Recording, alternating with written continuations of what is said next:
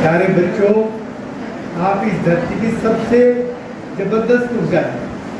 ये दुनिया जितनी भी आपको चलती हुई दिखाई दे रही है, सिर्फ और सिर्फ आप लोगों की वजह से है। माँ बाप जो काम कर रहे हैं वो आपकी ऊर्जा से काम कर रहे हैं। स्कूल के जो टीचर्स काम कर रहे हैं वो भी आपकी ऊर्जा से ही काम कर रहे हैं। ये जो इंस्टीट्यूट जो काम कर रहा है वो भी आपको ऊर्जा देने के लिए काम कर रहा है और आपकी ऊर्जा से ही चल रहा है। तो मेरा कहने का तात्पर्य है कि आप अपनी शक्ति को समझो, आप अपनी ताकत को समझो, आप अपनी जो आने वाली एक बहुत खूबसूरत दुनिया है उसके बारे में आप सोचो, विचार करो। आप अपने आप को किसी भी तरीके से गरीब, कमजोर, लाचार, मजबूर, दुखी, परेशान बिल्कुल भी मत समझो। परमात्मा ने तुम्हें इतना खूबसूरत जीवन दिया है जिसकी कोई मिसाल नहीं है। इस धरती का सबसे जो खूबसूरत जीवन है वो मनुष्य का जीवन ही है। परमात्मा ने आपको वो जीवन दिया है। तो मैं अपने बच्चों को, अपने प्यारे प्यारे लाडले लाडले बच्चों को ये कहना चाहूँगा कि 4-5 चीज़ें अगर हम जीवन में धारण कर लेते हैं, अगर 4-5 चीज़ों से हम जुड़ जाते हैं तो जीवन पर्यंत कोई भी कष्ट, कोई भी दुख, कोई भी तकलीफ हमारे को छू भी नहीं सकती। पर उन 5 चीज़ों से बड़ी अच्छी से, बड़ी मजबूती से, बड़े अपनेपन से जुड़ा जाता है। तभी सबसे पहले तो आप परमात्मा से जुड़े रहिए।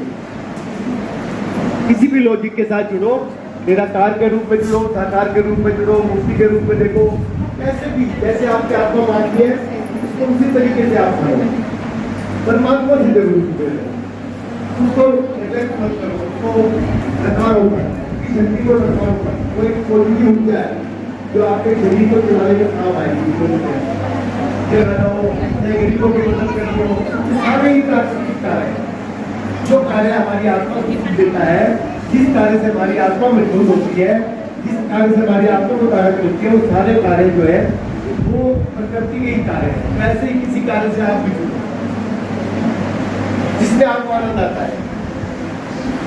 मेरी सलाह से नहीं, मेरी मर्जी से नहीं, जिसमें भी आपको आनंद आता है उससे जरूर जुड़ो, तो आपको एक बहुत पॉजिटिव ऊर्जा मिलेगी। तीसरा नंबर है ज्ञान। जिसके लिए आप यहाँ बैठे हो, जिसके लिए आप इंस्टीट्यूट में आ रहे हो, जिसके लिए आप स्कूल में घूम रहे हो, कॉलेज में घूम रहे हो, ये ज्ञान भी बहुत बड़ी ताकत है हमारे इंसान की।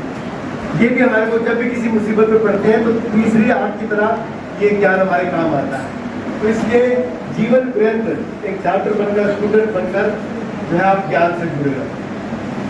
अगर आप ज्ञान से जुड़े रहोगे, ज्ञान को हासिल करने के लिए प्रयासरत रहोगे, उससे कभी भी विमुख नहीं होगे, तो कभी भी आपके अंदर नेगेटिविटी नहीं है। और उसके बाद बनता है आपका शरीर। अपने शरीर को भी परमात्मा का मंदिर मानकर चलो। इसको परमात्मा के मंदिर से तो मत समझो। अगर परमात्मा कहीं बहुत सुविधा से वास करता है, बहुत खुशी से वास करता है, परमात्मा जहाँ रहकर खुश होता है वो हमारी आत्मा ही है।